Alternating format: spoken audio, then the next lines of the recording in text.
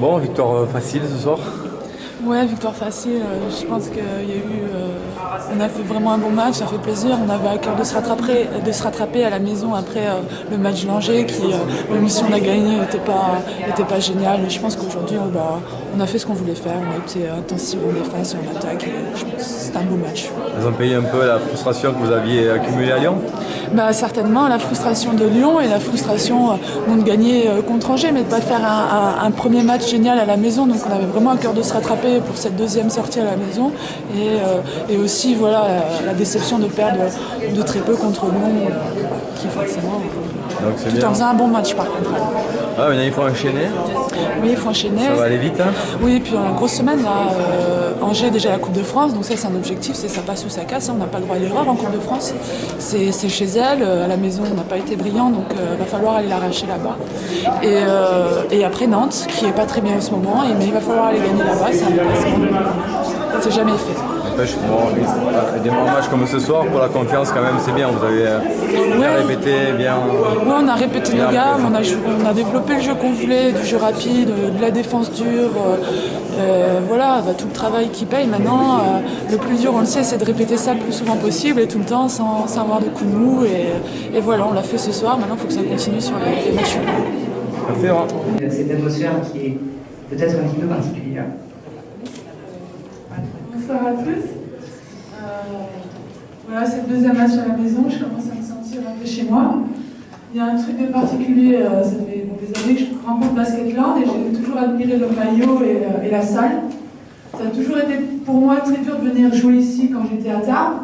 Et maintenant je suis ravie parce que quand on joue pour la salle, c'est quelque chose qui emporte et je suis très contente de ça.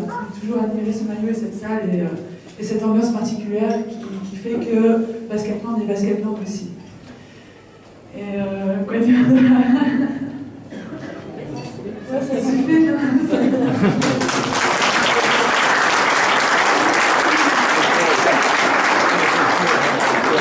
Sur ce soir, il y avait un duel un peu costaud, enfin un classique des duels à l'intérieur avec Pauline Aponga. Est-ce que tu peux nous donner 2-3 éléments un peu sur la façon dont on aborde ce genre d'adversaire qui est quand même redoutable?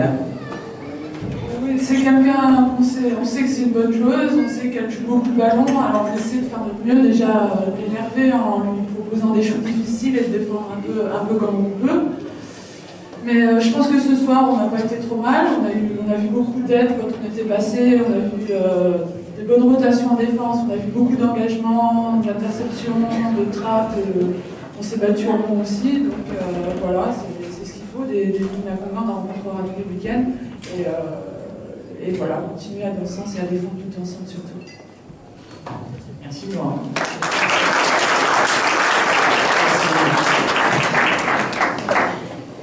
Alors Olivia, on va te demander en combien de temps tu cours le 100 mètres, ce genre de choses particulières. Juste peut-être en 2 mots revenir sur ton été bleu, blanc, rouge, ce petit périple et cette médaille d'argent au championnat du monde, et après on parlera un petit peu de basket. Donc elle était très encourageant. Ça m'a fait plaisir de terminer sur cette médaille d'argent avec l'équipe de France U19. Donc un peu de déception parce qu'on termine à la 2e place et compte tenu de notre prestation, donc on a un peu de regret, mais au fond de cette performance, voilà, on a beaucoup de satisfaction. Voilà, c'est un travail qu'on a fait durant des mois, donc c'est l'aboutissement d'un travail. Donc vraiment cette fierté de porter encore une fois le maillot de l'équipe de France.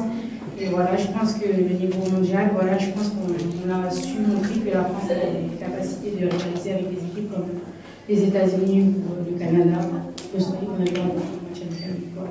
C'est un très bel aventure.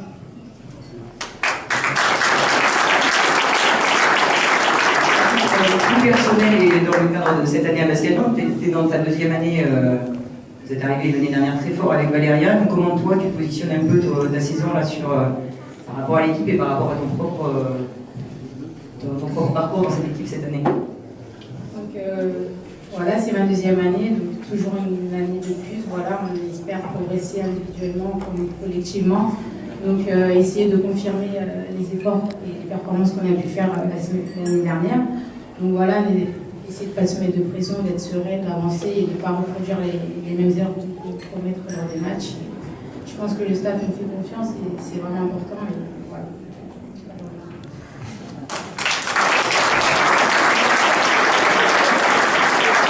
à la fois le sujet équipe de France, et puis je crois qu'on peut l'applaudir parce qu'il revient avec une médaille, et Serge Cotillard avec une médaille d'or autour du cou, des championnats d'Europe en septembre.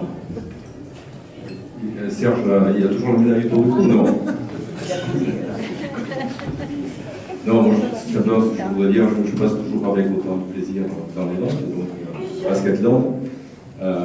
Bon, ce soir, il n'y a pas eu trop de matchs, c'était facile, mais ce dont je me réjouis, c'est de voir le projet de Basketland qui se consolide. Et moi, maintenant qui suis à Paris, j'entends pas parler uniquement de l'équipe, mais j'entends parler du club. Et donc, c'est la preuve que le club grandit et qu'il y a une reconnaissance de la qualité des dirigeants et de la gestion du club, puisqu'on sait que c'est un club qui est sérieux, qui travaille sérieusement, qui est équilibré, et aujourd'hui c'est important. C'est un club aussi dont on entend parler par la qualité de sa formation, donc ça aussi c'est quelque chose qui consolide le club, et le tout fait que Basketland est aujourd'hui reconnu comme un club de grande qualité, donc je m'en réjouis.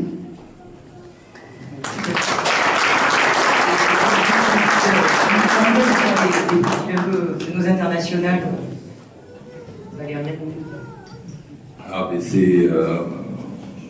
on les avait placés un petit peu ici parce qu'on savait qu'il y avait un projet qui leur permettrait de s'épanouir.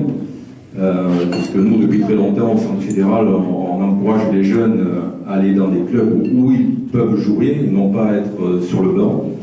Donc, pour en avoir discuté avec Dominique, avec le staff, avec le coach, il y avait la promesse que si elle venait jouer ici, elle serait sur le terrain et pas sur le banc.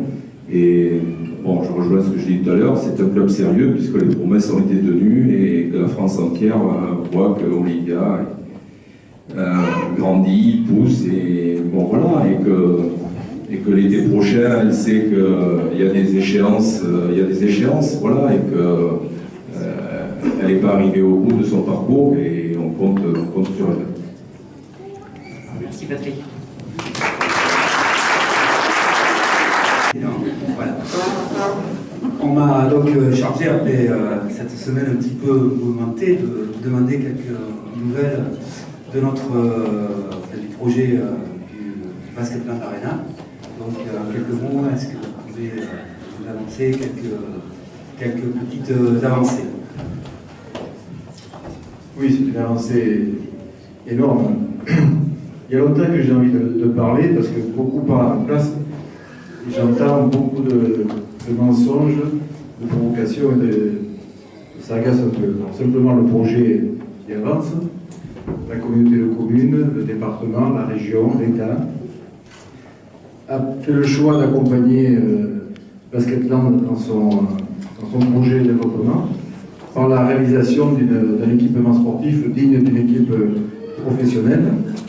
Donc je peux annoncer ce soir officiellement, contrairement à tout ce que vous pouvez entendre, c'est que le permis de construire est accordé depuis jeudi dernier.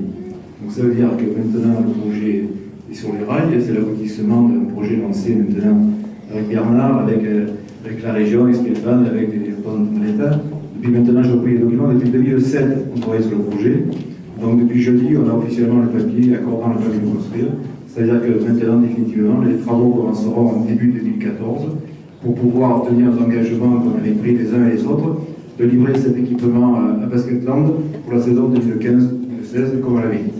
Donc je crois que ce soir, maintenant, on va pouvoir en parler officiellement et mettre fin aux ragots, aux supputations, aux attaques diverses et variées, des gens qui se servent de Basketland et du projet pour d'autres intérêts que le sport, je suppose, en fait c'est la saison qui veut ça, et que le printemps 2014, je ne sais pas, il y a il y a des choses qui agitent l'environnement local plus que nous. Donc nous, on continue à travailler et on va les construire et être accordé. On commencera les travaux pour le prévu en début 2014 pour la salle en 2015. Voilà, donc tout simplement, en rappelant quand même que c'est le président de Pointe qui parle ce soir, parce que la ville de Saint-Sevé, je le répète, et je le dirai jamais assez fort, ne met pas un centime dans le projet. Il faut le dire aux Saint-Sévriens qui se rassurent, ce n'est pas un projet municipal, c'est un projet départemental, communautaire, régional et un projet de l'État. Donc on a la chance, nous, que d'accueillir, mais quel est le maire de Télande qui refuserait un tel projet? Moi je ne connais pas, donc on a la chance d'avoir chez nous, on le prend avec satisfaction, envie et une grande espérance de développement du territoire. Donc merci au club de basket de nous permettre d'avoir un équipement à Saint-Sevé d'une telle ampleur. Merci à tous les partenaires qui ont travaillé sur ce projet. Et puis vivement que 2015, qu'on joue l'Europe à Saint-Sevé.